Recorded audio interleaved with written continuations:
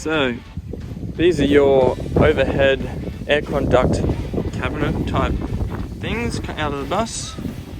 These are your top panels for the roof. It's a little bit of an idea of what it looks like once you pull them out. So you have this huge space to work with all the way along. What I'm going to do is cut the aircon ducts maybe around here. So we still have the old piece doing the aircon for the seating area, and we'll run the aircon ducts through the cabinetry as well and still have come out the back into the bedroom. More to follow. And basically we start with cardboard, mock up a design, and sometimes you may be a little wrong and you just want to adjust it a little bit. You get some tape, retape the edge, put it there, Stanley knife, and eventually you can get a good shape. So tape is handy for that one. Once you get a good shape, you then trace that onto whatever wood you're going to use, and cut that out. You'll end up with lots of different pieces, depending how many cabinets you want to have. This is one that I've done earlier, and for this particular bus, you're going to put a top rail all the way along, the bottom rail. It seems easiest for this build that we just fix the rails first, and then once the rails are fixed, we'll be able to squeeze in our panels like that. Got the bottom rail going in there, and then you can just mark around and cut out all your bits.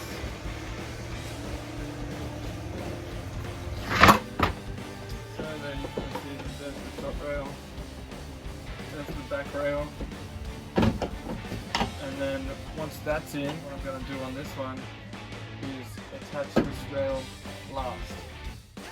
And then once that's in, put the floor in, and then think about the cupboards.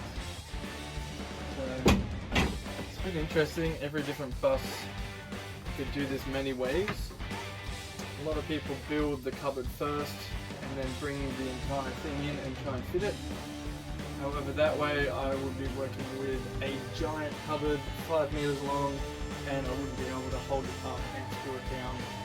So I think the easiest way for me to do this is to attach my rails first, put all my dividers in, screw in the floors, and then work on the face cabinets.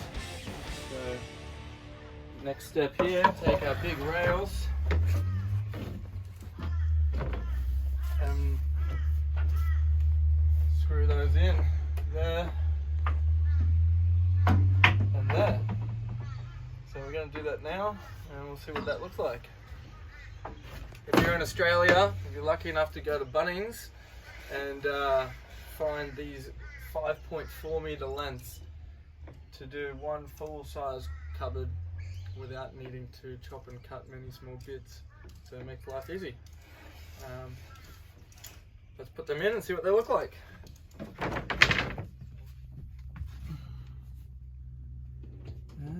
Now, how far does yours need to go? See that line, the pencil line on the bottom rail pencil line on the left? Yeah, so line it up with that. That good there?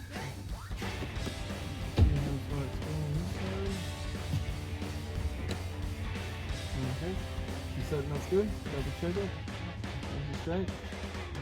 Alright, let's start on this end.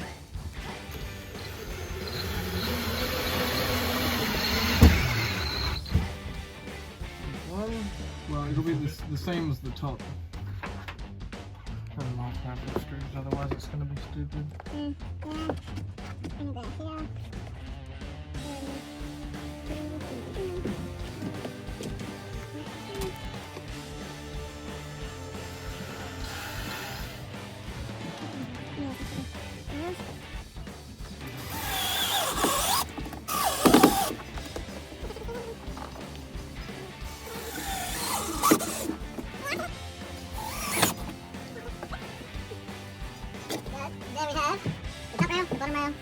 lots of these. You slide those in like that. If you measure them correctly, they will fit. And have that. And then we'll have another rail at the front connecting all the pieces. And then we'll be able to put the floor in and some doors and have some storage. Let's build action. Nice, edit it. So, do I like having it above the door or not? Probably not, because you would stand up and put it into it. So, we probably should end this covered. Yeah.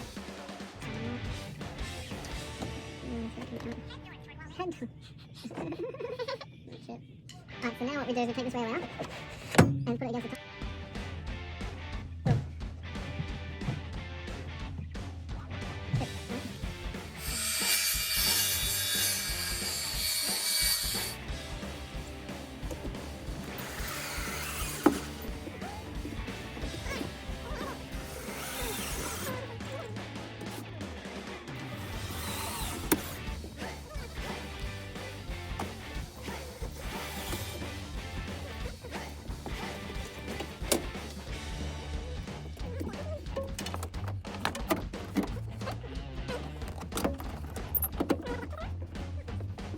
File them smooth to get them all the same height. Mixture of a file and an orbital. And done that on all sides to get all these panels exactly the same. And they'll be for the overhead cabinet. Cool. Got all our partitions. And we're going to start putting them in where we want them. Because the shelves can hold it anyway.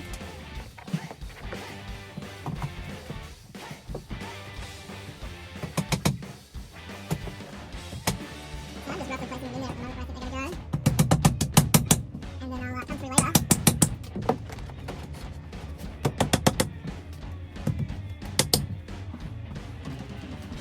And then I messed this up. This is meant to be the end piece.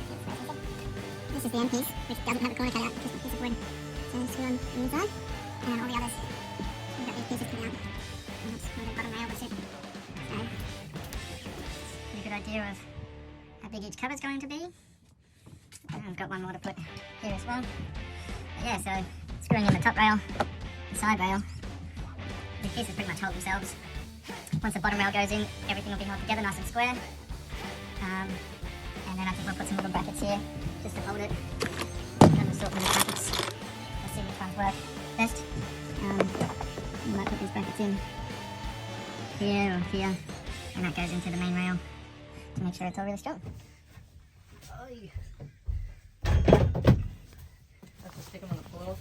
So, forgot to drill holes for the aircon ducts.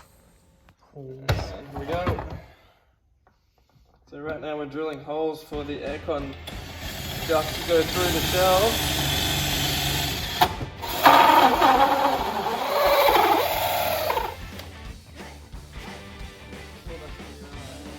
Alright then, next bit. The old channel for the aircon duct. And up in here we've got the shelving going most of the way down, but above the door there on the left side we've left a gap so you obviously don't hit your head on the cupboard as you walk in the door. So we're just going to fill that gap with the original profile here, the original aircon ducts. We'll chop that up and put that in and see how we go. The old screws there, there's the fittings. I'm going to try and get it in place, mark it, measure it and put it there. This is our first cut. We've got this duct in there.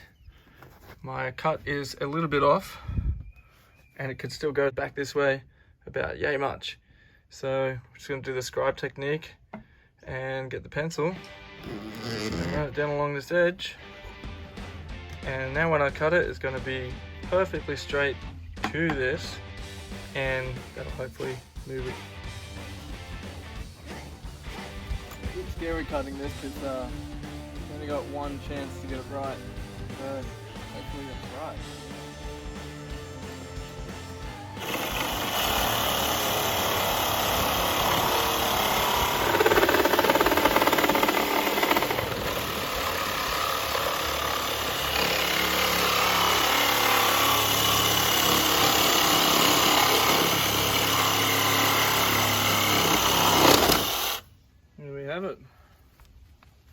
Boom. Alright, moment of truth, let's see if it fits. Close up this door. Bad job. A bit tricky to get in.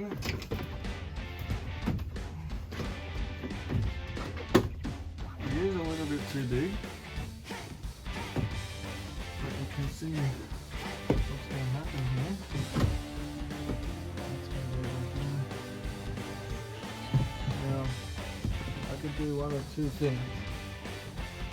I could trim more off it, slide it off, or I could just drill more holes in the plastic for this door handle. Because this will cover all of that anyway, and it doesn't make any difference. So maybe comment below and tell us what you think we should do.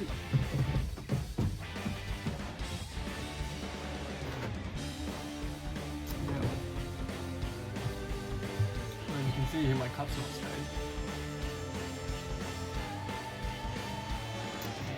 I'm not sure how I'm going to connect that just yet.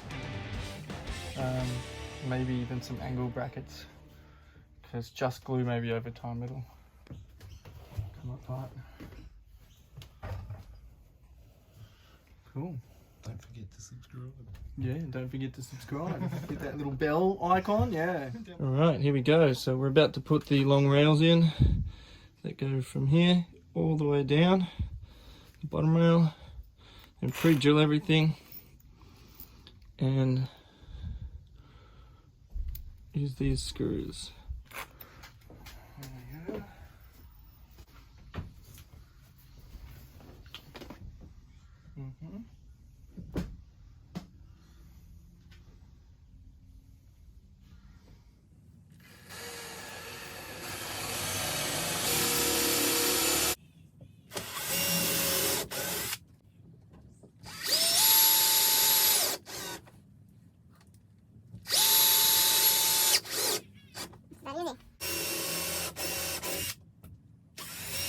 And basically repeat that all the way along.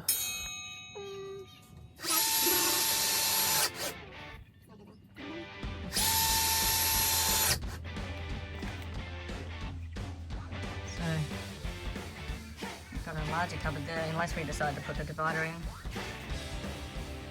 A fairly large cupboard here too. I was thinking of having some open cupboards, just to throw longer items in, skateboards, wherever. That's it. So you might be wondering why there's heaps of holes. That's the aircon duct. So I'll be feeding air through all these holes to the front cab. Big shelves. There'll be a lot of storage. So there we have it. Shelves all the way down the bus. Only thing that's left to do is fill in the bottom and start putting some doors on. And I think what we'll do in the meantime as well is take all these electricity cables, extend them and feed them into the cabinet so we can have some LED downlighting. Alright, here we have a little bit of an update. The overhead aircon duct section is in. So what I did to get this in nicely is I obviously cut it to length, get all that right, make sure that these holes match up. And if they don't quite match up because your length is a bit off, you could also drill out the holes a little bit to make it slide over, which I didn't have to do. They already have a little bit of leeway. It's an oval slit like this, so it can slide backwards and forwards. So you've got a little bit of room to play with. So what I did was put this in, held it there where it needs to be, and I put a pencil line down this side here, took it back out, and then I ran a thick bead of Sikaflex silicone on the inside. That way when I went to put it back in, this is actually pushing up against a silicone bead on the back, if that makes any sense. So it's got somewhere to go to. Pushed in all our little fittings. And we've got one here somewhere as an example. So I've just used all the original ones and put them back in. Now they go in after you put the plastic duct back up. Then you pop all these in, and then your screws go back in. And yeah, so there's a bead of silicone on the back end of that. Pushed it in, fitted it, screwed it down, and put another bead of Sikaflex silicone on the outside. So it's kind of sandwiched in with 2 beads of silicone. So that should be pretty good and tight seal. This side here, you can see I've found the original ones and put them back in. Made a little bit of a mistake here and forgot to put the plastic casings on, but that can be changed later.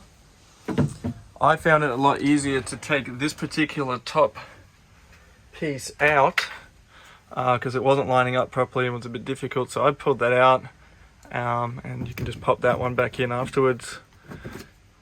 It doesn't really have anything besides clips on it. But yeah, I might give that a bit of a wash before I stick it back in. All the aircon ducts are pretty dirty. Got our shelving all the way along. I've fed an LED strip all the way along so the cupboards can be lit up. We've got that happening. And I've also fed a 12-volt wire all the way along and down the back, because the bus lights, the original ones here, are 24-volt systems, and I've got 12-volt LEDs. So something to keep in mind when doing wiring, 24, 12-volt. And I'm also going to have to run extra wires for an extraction fan here and down the back. So make sure you do all your wiring first before you get too carried away filling everything in. I'm about to put the back piece up and do the same method here with the glue. Possibly put some angle bracket hinges sticking out here, just to make sure that that doesn't jiggle when you drive and break the seal. Being an aircon duct, we want this to be as sealed as possible to let all the air through. Now this little section here, there's a few ways you could do this. I've drilled holes all the way through, and my plan is to leave it open so the air can just flow through all the cabinets. However, there will be some amount of dust, dirt, grime coming through this aircon chute, and that will make the inside of the shelves dirty. So what I've decided to do to combat this is to make one more of these panels, stick it over here, and basically create a little bit of a filter box, and get just a car air filter, aircon filter, generic one, in this box, so you can remove it and replace it anytime, and hopefully that'll filter out all of the gunk. Second option, which is a little bit more effort, would be to put a pipe in here and have it ducted going all the way through, however you need a length of pipe, and then where is it going to exit, and just a lot more dicking around. So my solution is to build a filter box on either side here and have it just filter. And who knows, if you want really clean air, maybe in the future we could put a filter in a few of them, or before it gets to the front. So yep, that's the progress so far. It's all coming along nicely. The next step is to put the back aircon cover on and line it up with these 2 sides. Moving along. So here we are with our carbon filter. This will be the air filter, antibacterial air cleaner box that we're going to make up for the aircon ducts going into the cabinet. You just ask for the most generic one, or to Yota, Camry, or something you'll be able to get replacements for quite easily. So we'll find a way to fit this inside there. Draw some lines here.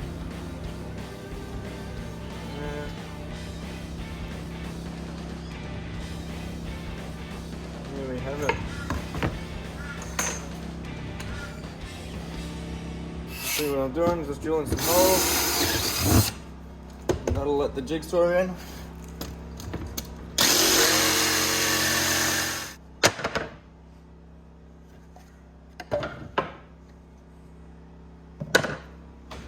Moment of truth.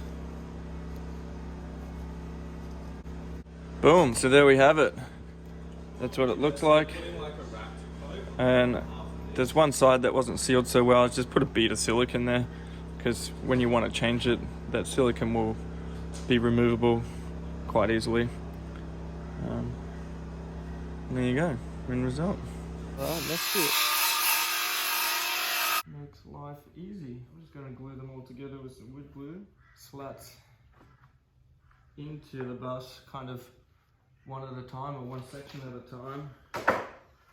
Instead of running back and forth with the ruler and measuring, I just put them in place and with a pencil mark them off in the bus exactly where they need to go,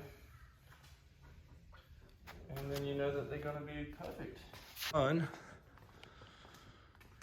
I've already got one up. Yeah. Just continue to fill it all in. And the pine wood looks pretty nice as is, especially if you lacquer it. But I think we might even go as far as staining it.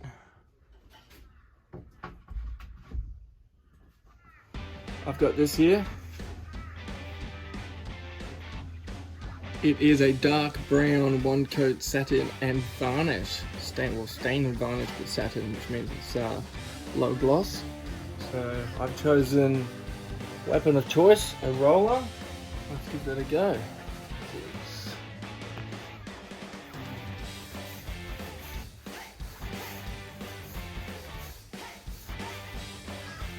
Looks pretty good.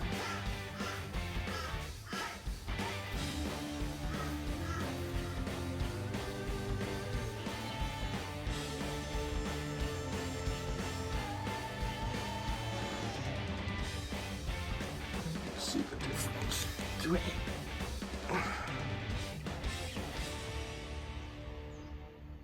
pine stain.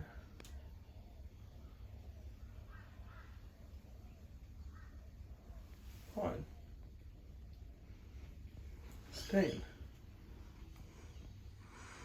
I really like it. Light and dark, but I think that's just where the windows are and it gets the reflection.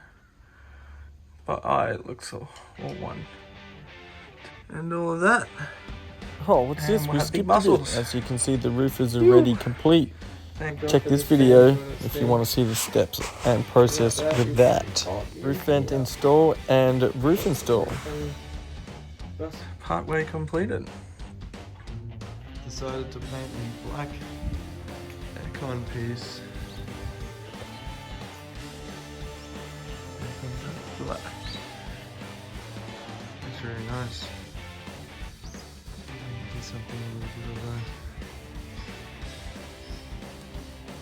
modified touch.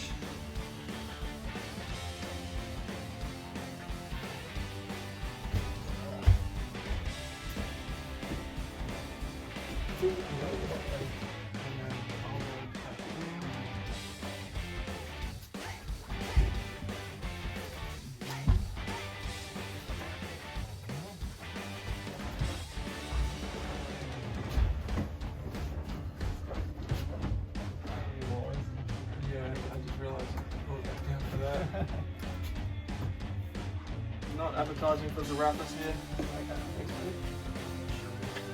Alright, so I know now this can come out on the 50 so I've got to pull it down to do the wiring anyway, so pull it out, round two, pull it down.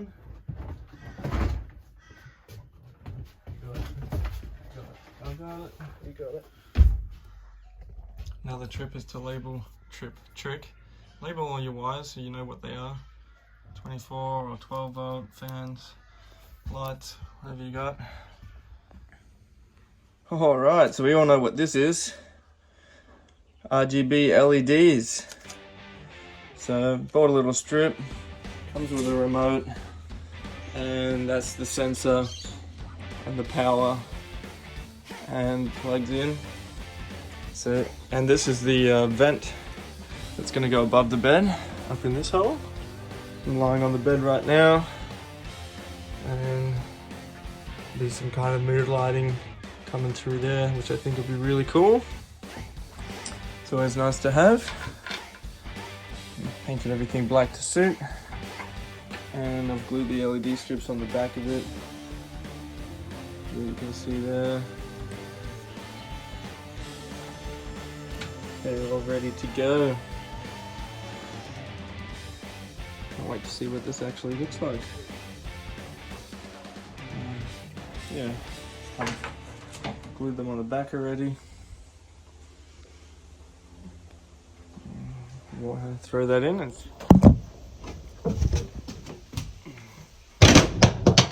that's helpful. Throw the screwdriver away. Alright, I got it back. Alright, tuck this guy in. You play all the right moves, do all the right things, and still fucking fail. Yep. Alright. That's the difference of Yeah. You tend to dry well on the plastic for whatever reason.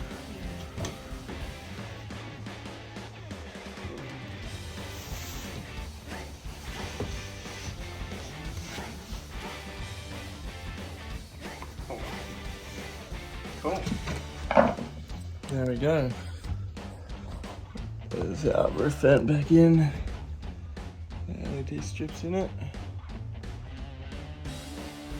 That one I might poke back up. As you can see, we've got the speaker wire there ready to go in case we want to put speakers in any of this at a later stage. There we go, we've got some Christmas tree lights. Looks great. Have to wait till night time to see how much light that actually gives off to the bed area. So this is just on a default mode, but you can change the settings whichever light you prefer. I like it. I think it's very clean. And this little bit hanging down is basically just the receiver. So you could stick that anywhere you wanted to. Stick it up a little bit more in there to hide it. Do that later. Very important addition to the van life. So we're back to our 12-volt switch conundrum of having two switches for one light, what they call two-way switching, or some confused three-way switching, same thing. Here is, you have two switches.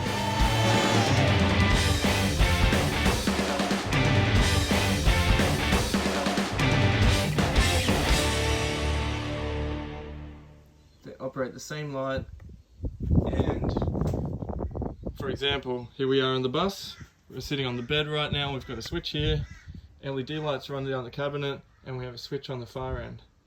Now, if you just put the two switches together normally, you turn it on over there, your light's on, you get in bed, and you try to turn it off from here, and nothing works.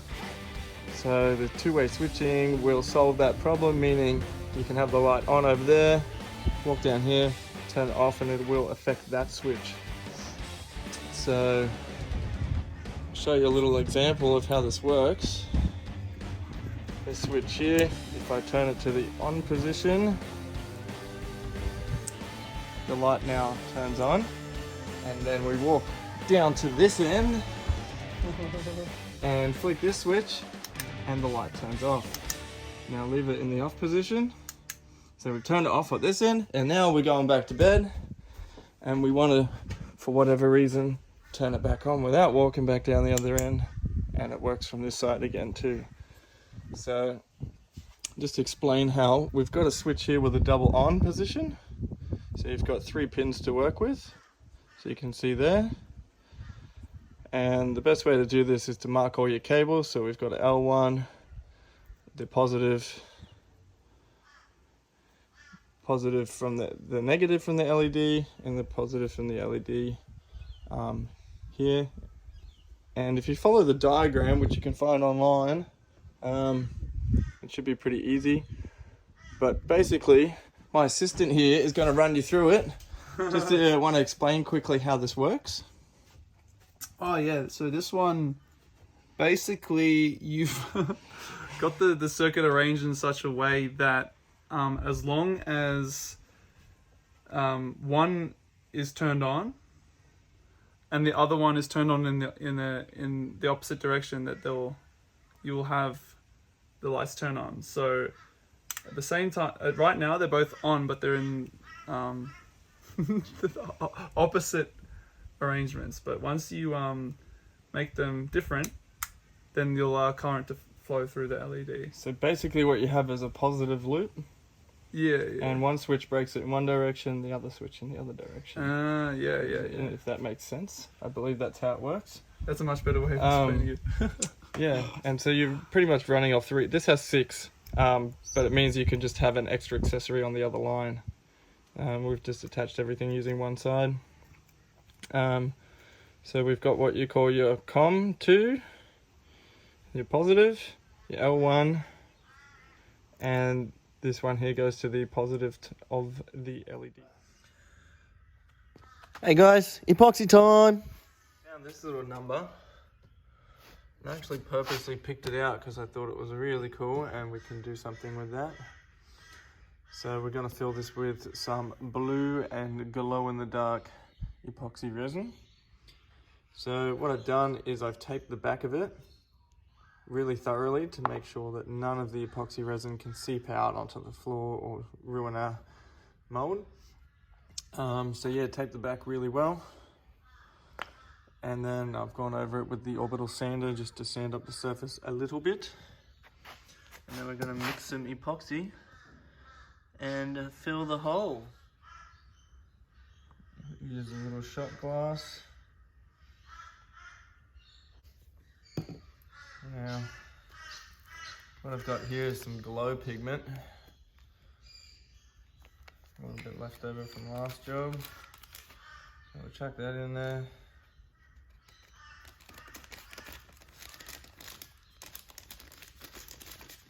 So a few different types of glow pigment. If you spend a bit of money, do a bit of research and get a good quality one, it will glow better. A little bit of blue. You don't really need much of this stuff. I tend to put too much all the time. Just feel it out. A little bit low lighting today. Hard to see the blue pigment glow in the dark. It's going to be excellent.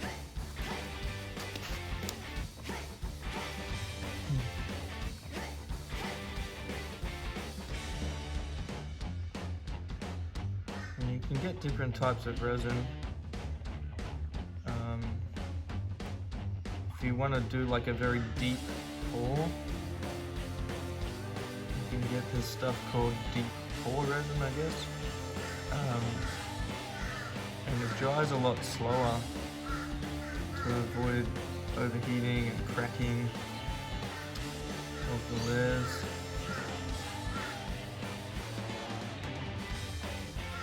Probably one of the hardest things about making this look great is bubbles. As it dries or as it sets, it'll heat up and start kind of foaming and frothing, and the bubbles of the wood or the moisture, any moisture of the wood will heat up and kind of evaporate and try to get out. So over the course of this drying, you'll notice more and more fresh bubbles come to the surface. And one way to avoid that or minimize it is to do an epoxy coat, just a really thin one with like a paintbrush, brush it all on really thinly and let it dry, and then apply your thick coat so none of those bubbles can escape the wood and get into your final. Alright, see you in the next video. You click here, here, here, or here, and learn some things. Yota, you own the adventure.